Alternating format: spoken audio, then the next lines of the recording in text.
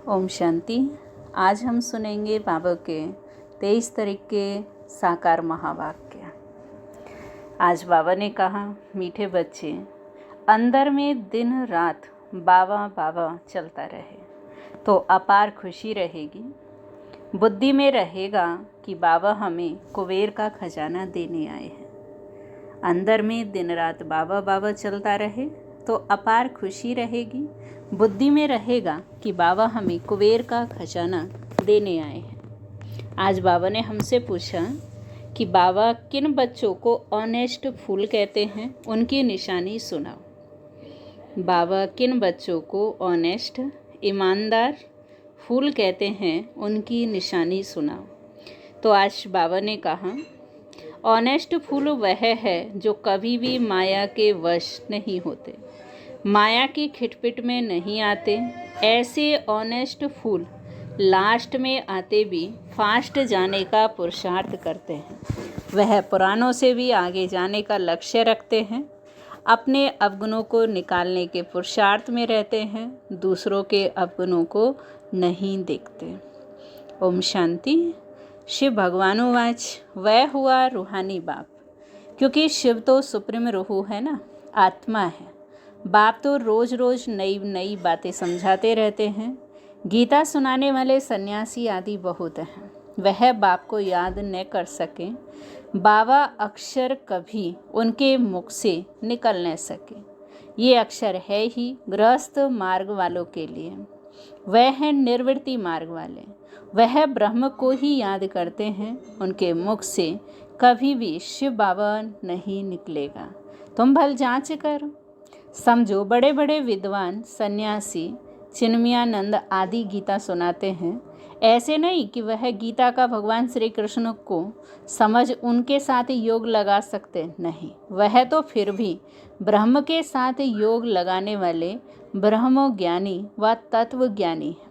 श्री कृष्ण को कभी कोई बाबा कहे, ये हो नहीं सकता। तो श्री कृष्ण गीता सुनाने वाला बाबा तो नहीं ठहरा। शिव को सब बाबा कहते हैं, क्योंकि वह हम सब आत्माओं का बाप है।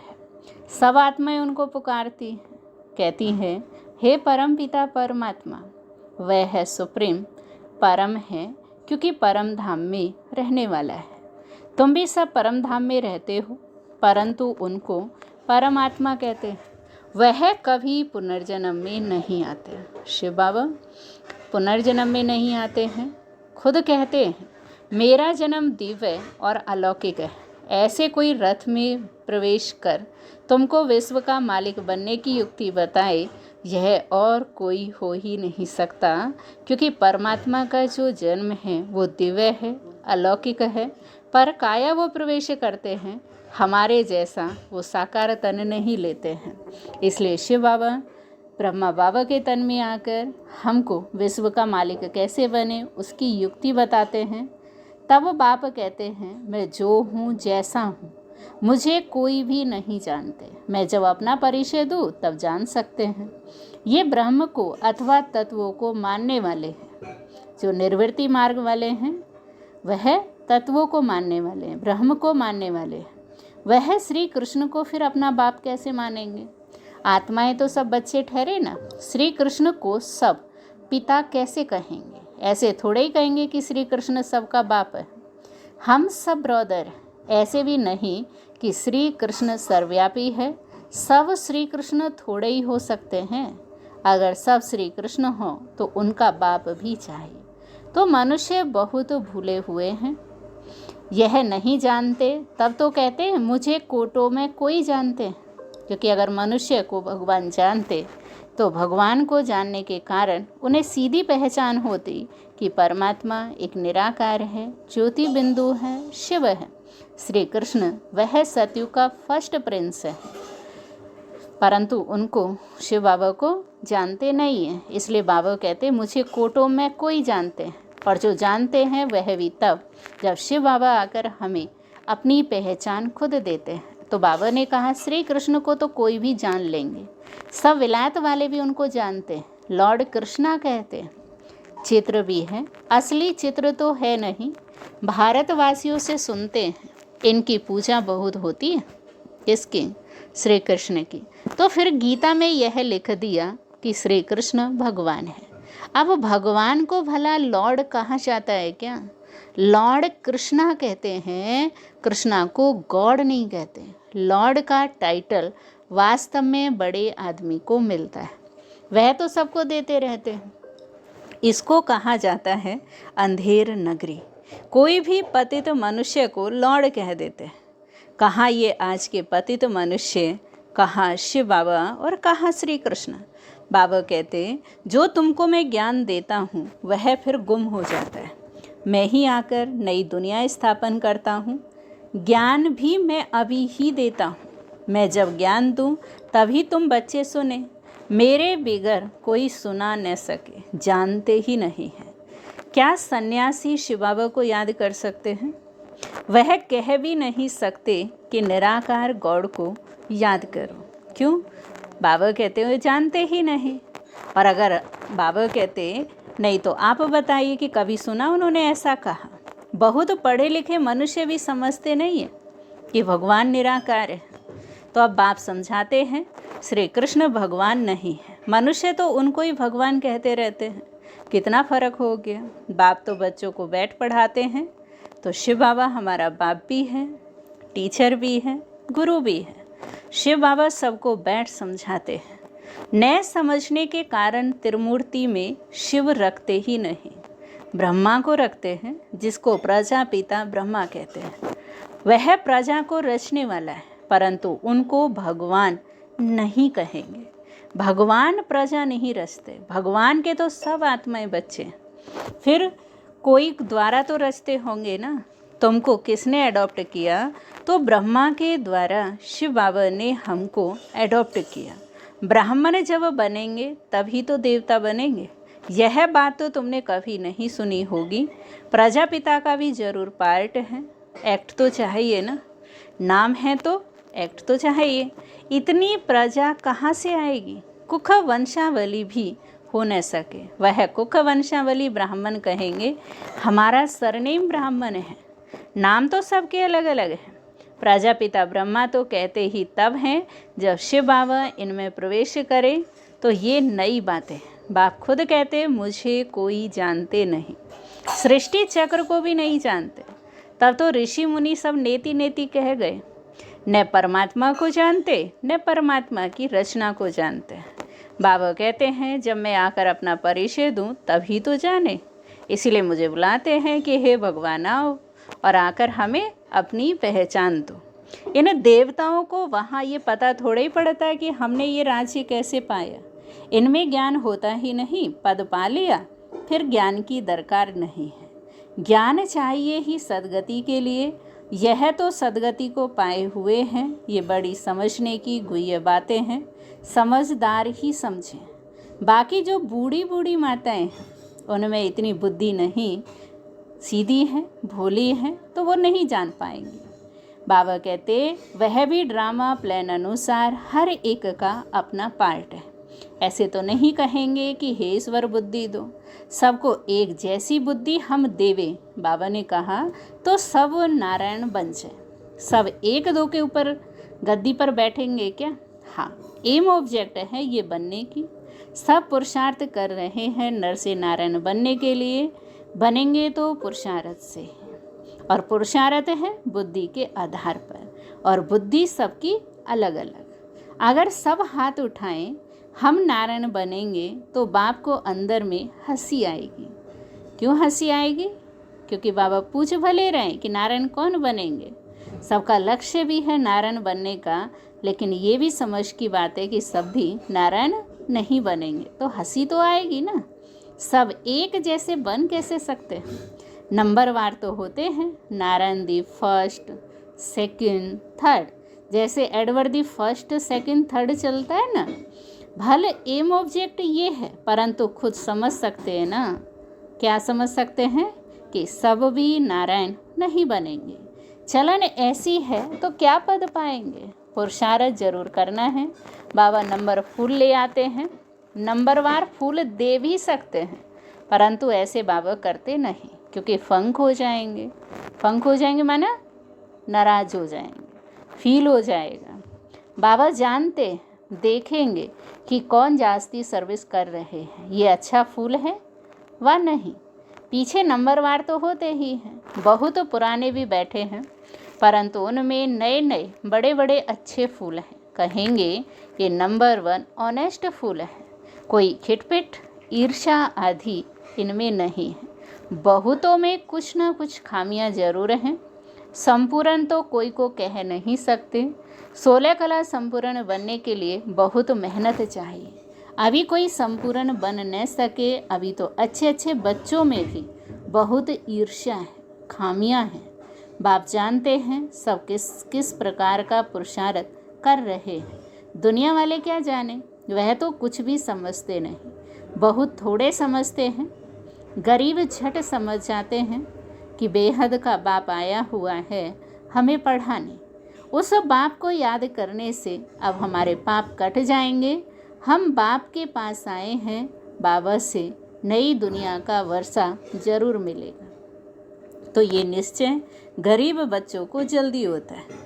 बाकी नंबरवार तो होते ही हैं, 100 से लेकर 1 नंबर तक। परंतु बाप को जान लिया, थोड़ा भी सुना, स्वर्ग में जरूर आएंगे। 21 जन्मों के लिए स्वर्ग में आना कोई कम बात है क्या? ऐसे तो नहीं कि कोई मरता है तो कहेंगे 21 जन्म के लिए स्वर्ग गया। बाबा कहते अभी स्वर्ग है ही कहाँ। कितनी मिसअंडरस्टैंडिंग कर दी है। बड़े बड़े अच्छे लोग भी कहते हैं कि फलाना स्वर्ग पधारा। स्वर्ग कहते किसको हैं ये अर्थ कुछ भी समझते नहीं। ये सिर्फ तुम ही जानते हो, वह सिर्फ कहते रहते हैं। हो तुम भी मनुष्य, परंतु तुम ब्राह्मण बने हो, अपने को ब्राह्मण ही कहलाते हो। तुम ब्राह्मणों का एक बाप दादा है, एक बाबा कहते तुम ब्राह्मणों का एक बाप दादा है। तो एक बाप दादा है और सब बच्चे हैं। तो सन्यासियों से भी तुम पूछ सकते हो कि ये जो महावाक्य वह भगवानुवाच है कि देहे सहित दे के सब धर्म छोड़ मामेकम याद करो। क्या ये श्री कृष्ण कहते हैं कि मामेकम याद करो? तुम श्री कृष्ण को याद करते हो क्या? कभी नहीं हाँ कहेंगे, वहाँ ही प्रसिद्ध हो जाए। क्यों प्रसिद्ध हो जाए? क्योंकि इसमें कहा जाता है कि देह सहित देह के सभी धर्मों को छोड़कर मुझे याद करो। तो ये वही कह सकता है जिसको अपनी देह नहीं है, और देह नहीं है वो एक सिर्फ शिव बाबा है जो निराकार है, जो पर काया प्रवेश करते हैं ज्ञान देने के लिए भी। तो ये महावाक्य श्री कृष्ण के नहीं है, लेकिन ये महावाक्य निराकार शिव बाबा के हैं। परंतु बेचारी अबलाएं जाती हैं तो वह क्या जाने, वह अपने फॉलोअर के आगे क्रोधित हो जाते हैं। दुर्वासा का भी नाम है ना, उनमें अहंकार बहुत रहता है, फॉलोअर से ढेर है। भक्ति का राज्य है, उनसे पूछने की ताकत भी कोई में नहीं रहती है। नहीं तो उनको कह सकते हैं कि तुम तो शिव बाबा की पूजा करते हो, अब भगवान किसको कहेंगे? क्या ठिक्कर वितर में भगवान है? आगे चल इन सब बातों को समझेंगे। अभी तो नशा कितना है सभी पुजारी पूज्य अभी नहीं कहेंगे। बाबा कहते मेरे को विरला कोई जानते हैं, मैं जो हूँ जैसा हूँ। तुम बच्चों में भी विरले कोई एक्यूरेट जानते हैं, उनको अंदर में बहुत खुशी रहती है। यह तो समझते हैं ना बाबा ही हमको स्वर्ग की बादशाही देते हैं, कुबेर के खजाने हमको मिलते हैं। अल्लाह अव्वल दिन का खेल भी दिखाते हैं कि ठगा करने से खजाना निकल आया, बहुत खेल दिखाते हैं। खुदा दोस्त बादशाह क्या करते थे उस पर भी कहानी है। पुल पर जो आता था उनको एक दिन की राजाई देकर रवाना कर देता है। ये सब कहानियाँ हैं। अभी बाप समझाते हैं कि खुदा तुम बच्चों का दोस्त है, इसमें प्रवेश कर तुम्हारे साथ खाते पीते हैं, खेलते भी हैं। किसके अंदर प्रवेश कर? ब्रह्मा बाबा के अंदर प्रवेश कर। तो शिव बाबा का और ब्रह्मा बाबा का रथ एक ही है, तो जरूर शिव बाबा भी खेल तो सकते होंगे ना। बाप को याद कर खेलते हैं तो दोनों इनमें हैं तो दो ना, बाप और दादा, परंतु कोई भी समझते नहीं। कहते हैं रथ पर आए हैं तो वह फिर घोड़े गाड़ी का रथ बना दिया। ऐसे भी नहीं कहेंगे कि श्री कृष्ण में शिव बाबा बैठ ज्ञान देते हैं। वह फिर कह देते श्री कृष्ण भगवान उवाच। ऐसे तो नहीं कहते कि ब्रह्मा भगवान उवाच, नहीं, ये है रथ शिव भगवान उवाच है। बाप बैठ तुम बच्चों को अपना और रचना के आदि मध्य अंत का परिचय ड्यूरेशन बताते हैं। जो बात कोई भी नहीं जानते, सेंसिबल जो होंगे, समझदार जो होंगे, वह बुद्धि से काम लेंगे। सन्यासियों को तो सन्यास करना है, तुम भी शरीर सहित सब कुछ सन्यास करते हो, जानते हो ये पुरानी खाल है। तो वो हद के सन्यासी, और बाबा ने कहा तुम ब्राह्मण बेहद के सन्यासी हो। वो घरवार छोड़कर जंगल में जाते हैं और तुम घर में रहते हुए सब भूल करके एक परमात्मा शिव बाबा को याद करते हो। तो बाबा ने कहा तुम भी सन्यासी हो, जानते हो ये पुरानी खल है, हमको तो अब इस नई दुनिया में जाना है। हम आत्मा यहाँ की रहने वाली नहीं, यहाँ पाठ बजाने आए हैं। हम रहवासी परमधाम के हैं, यह भी तुम बच्चे जानते हो। वहाँ निराकारी झाड़ कैसा है, सभी आत्माएं वहाँ रहती हैं। ये अनादि ड्रामा बना हुआ है, कितनी करोड़ों जीव आत्माएं, इतने सब कहाँ रहते हैं? बाबा पूछ रहे हैं इतने सब कहाँ रहते हैं? तो सब आत्माएं निराकारी दुनिया में रहती हैं। बाकी यह सितारे तो आत्मा नहीं है। मनुष्य ने तो इन सितारों को भी देवता कह दिया, परंतु वह कोई देवता है नहीं। ज्ञान सूर्य तो हम शिव बाबा को कहेंगे, तो उनको फिर देवता थोड़े ही कहेंगे। शास्त्रों में क्या क्या बातें लिख दी हैं, ये सब है भक्ति मार्ग की सामग्री, जिससे तुम नीचे ही गिरते आए हो। 84 जन्म लेंगे तो जरूर नीचे उतरेंगे ना। अभी ये है आयरन एज्ड दुनिया, तमो प्रधान दुनिया। सतयुग को कहा जाता है गोल्डन एज्ड दुनिया, वह सतो प्रधान है। वहाँ कौन रहते हैं? देवताएं। वह कहाँ गए ये भी किसको पता नहीं। समझते भी हैं पुनर्जन्म लेते हैं। तो बाप ने समझाया पुनर्जन्म लेते लेते देवता से बदल हिंदू बन गए, पतित बन गए। और किसका भी धर्म बदली नहीं होता। इन्हों का धर्म क्यों बदली होता है ये भी किसको पता नहीं। तो बाबा बतलाते हैं धर्म भ्रष्ट कर्म भ्रष्ट हो गए, इसलिए देवता की बजाय हिंदू कहलाने लगे। देवी देवता थे तो पवित्र जोड़े थे, फिर रावण राज्य में तुम अपवित्र बन गए हो, तो देवी देवता कहला न सके, इसलिए नाम पड़ गया हिंदू। देवी देवता धर्म श्री कृष्ण भगवान ने नहीं स्थापन किया, वह जरूर शिव बाबा ने ही आकर किया होगा। इसलिए शिव जयंती शिवरात्रि भी मनाई जाती है, परंतु उसने क्या आकर किया यह किसको भी पता नहीं।